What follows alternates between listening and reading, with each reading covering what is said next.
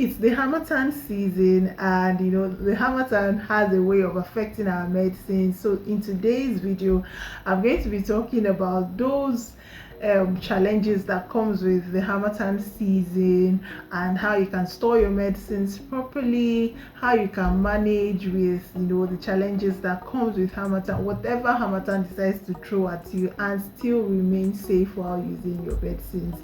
Welcome once more. My name is Matilda Inibere.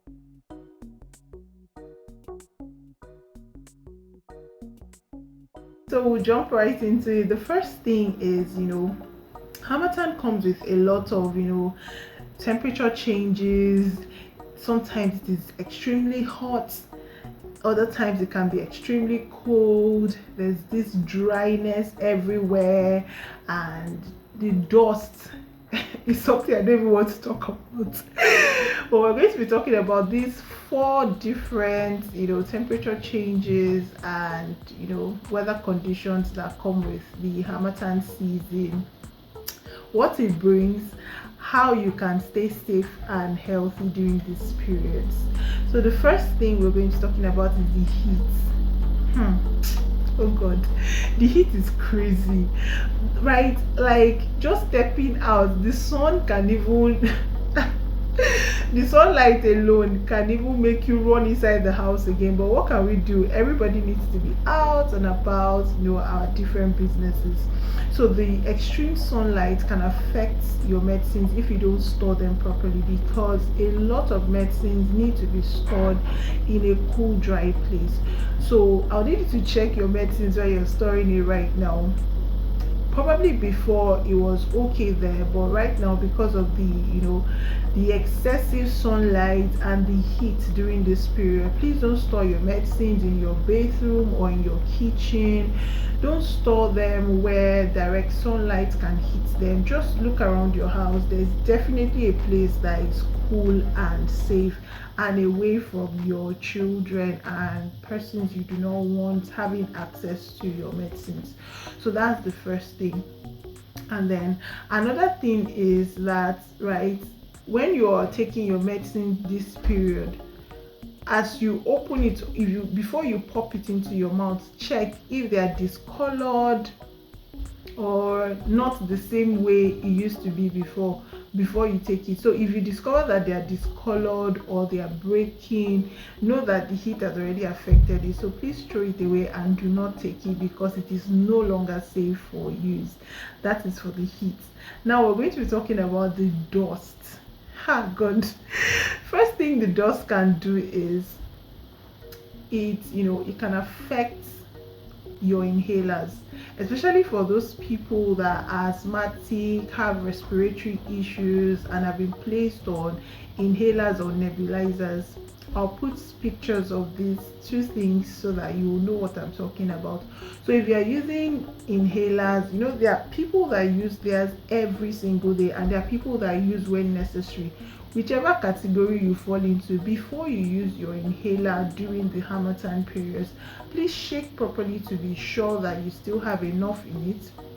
Aside from shaking it, check the expiry date to be sure that it's not expired. And then after that, clean the nozzle, because the dust might have clogged or blocked the nozzle holes. Why I say so is, if you don't clean the nozzle before you use it, right, you will not be releasing the correct amount of medication that you need from that particular inhaler. So ensure that you clean the nozzle from every kind of dust that might have gotten in your nebulizers as well before you use them. So that is that for those that are using inhalers.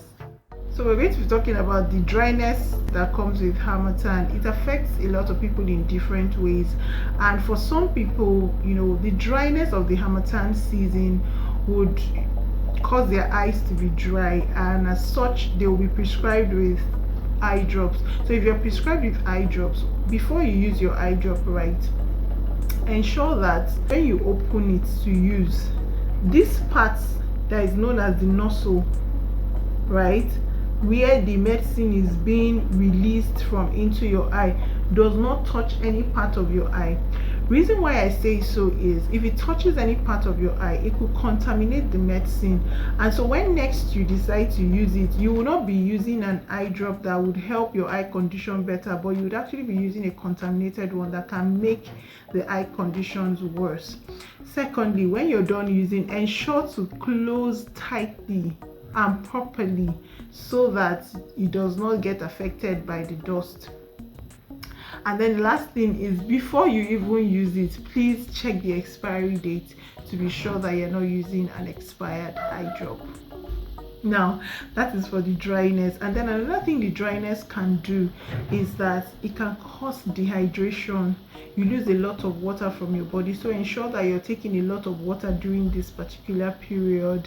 Take loads and loads of water.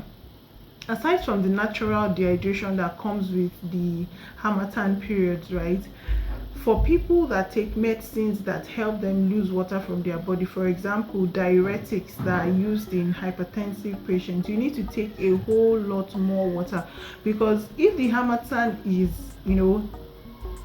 taking water from you, drying up your skin, squeezing water from you, don't mind me, it can be dramatic at times. So if the Harmattan period is making you dehydrated and you're also taking medications that making you to lose water from your body, you need to take a whole lot more water to replace the water that is being lost, so that you don't end up being dehydrated, experiencing dizziness, headache of all kinds.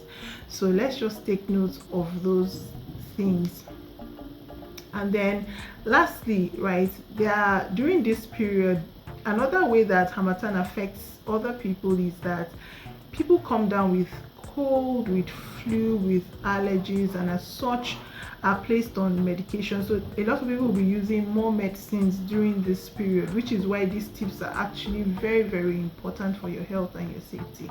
So if you are experiencing colds, you have flus or allergies, and then you bought medicines like over-the-counter medications, those ones you don't need prescription to buy, you bought them already, ensure that you do not take those cold and flu medications with paracetamol except instructed otherwise.